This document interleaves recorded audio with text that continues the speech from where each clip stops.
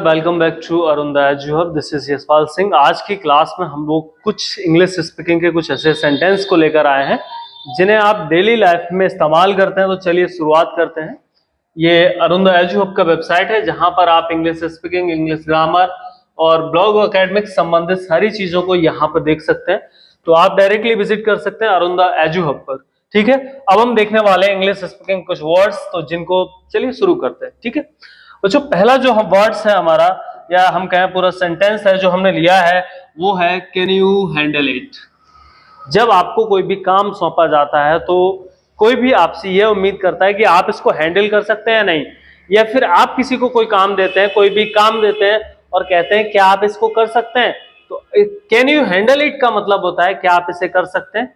ठीक है, नेक्स्ट है हमारा what is on the desk. Desk पे क्या है, आपकी मेज के ऊपर क्या रखा हुआ है। ठीक है, what is on the desk का मतलब है कि आपकी मेज के ऊपर क्या रखा है। नेक्स्ट है are you ready to go. एक सेंटेंस है बच्चों, आर यू रेडी, क्या तुम तैयार हो। ठीक है, क्या तुम तैयार हो। Are you ready to go का मतलब है क्या तुम जाने के लिए तैयार हो। Are you ready to work अगर यहां पर होता तो क्या तुम काम करने के लिए तैयार हो।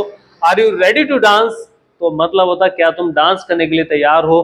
तो जो भी वर्ब है, जो भी आपको कार्य कराना है, तो उसको गो से रिप्लेस कर दीजिएगा, गो की जगह बदल दीजिएगा। आप डांस कर लिख सकते हैं, राइट और रीड, जो भी चीज पसंद हो, जिसके लिए आप मतलब बोलना है कि आप क्या उसके लिए तैयार हैं, तो क्या बोलेंगे। Are you ready to read, are you ready to write, will it rain today.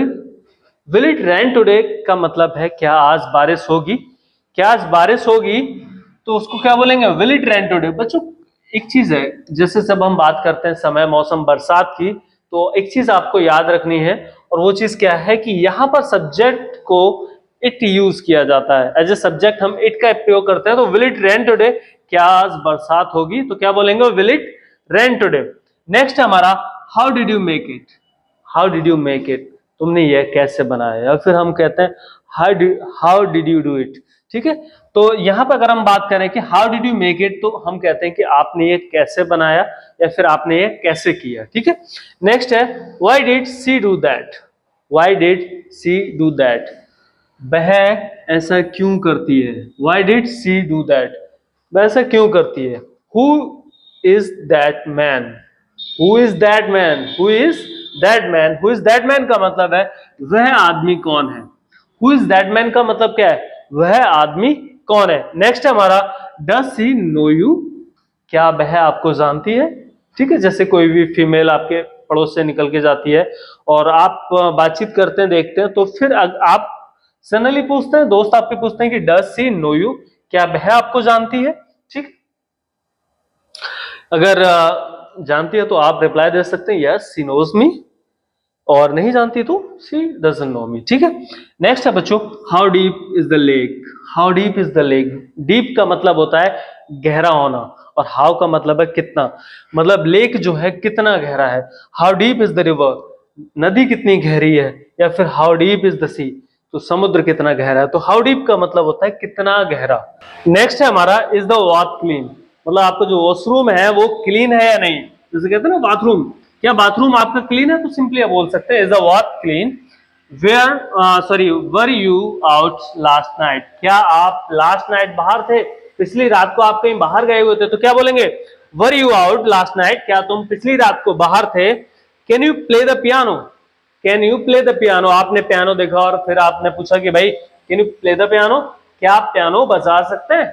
ठीक है, can you play the piano. Next है व्हाट वाज दैट नॉइज, जैसे आपने कोई अचानक से आवाज सुनी और आपको वो आवाज समझ नहीं आई, या फिर कुछ बिल्कुल अजीब सा था, तो आपने पूछा व्हाट वाज दैट नॉइज, वो आवाज क्या थी, क्या आपने सुनी, what was that noise. Next है हमारा could you repeat that. Could you repeat that का मतलब है क्या आप इसे दोबारा कर सकते हैं। ठीक है, चाहे कोई डांस है या फिर कोई चीज आपको बोली गई है, कोई भी एक्शन हो सकता है, जब हमें उसे रिपीट कराना होता है तो हम कहते हैं could you repeat that. Next है वाज द मूवी गुड, क्या मूवी अच्छी थी, क्या फिल्म अच्छी थी। ठीक है, जैसे आप फिल्म देख के आए, जो आपके दोस्त पूछते हैं, घर वाले पूछते हैं फिल्म कैसी थी, वाज द मूवी गुड, क्या मूवी अच्छी थी।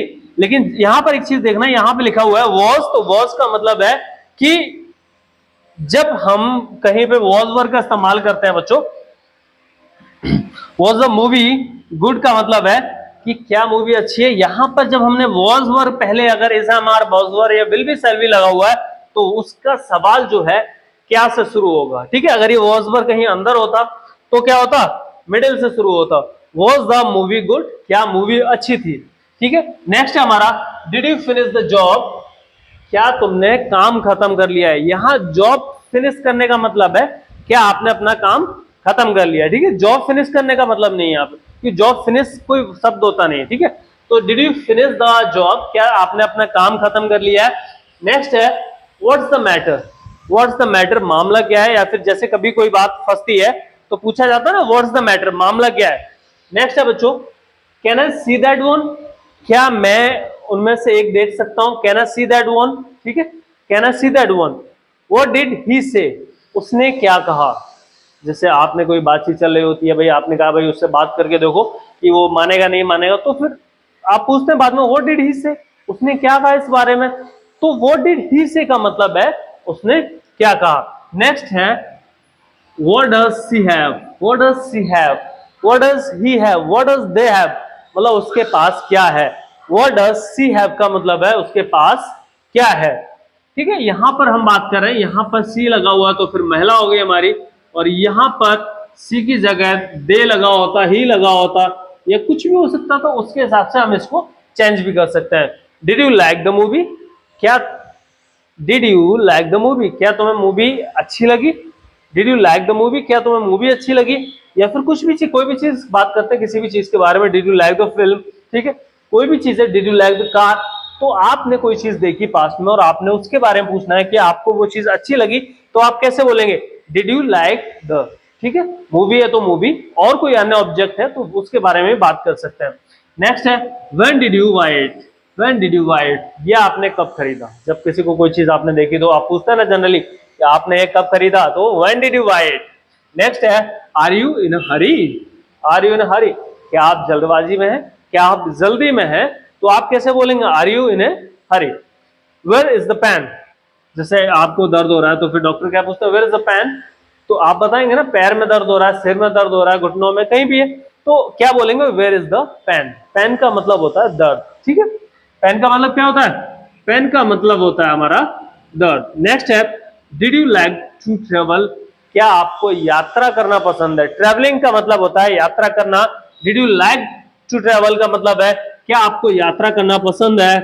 Who break the vase, who broke the vase, who broke the vase का मतलब है जैसे आपके घर में कोई भी कांच की कोई भी चीज रखी हुई है, या फिर बेस बने होते हैं, जैसे बहुत सारी जहां हम लोग फ्लावर्स पॉट वगैरह रखते हैं, तो जैसे बात करते हैं कि हु ब्रोक द बेस का मतलब है बेस को किसने तोड़ा। How was your day, how was your day का मतलब है आपका दिन कैसा था।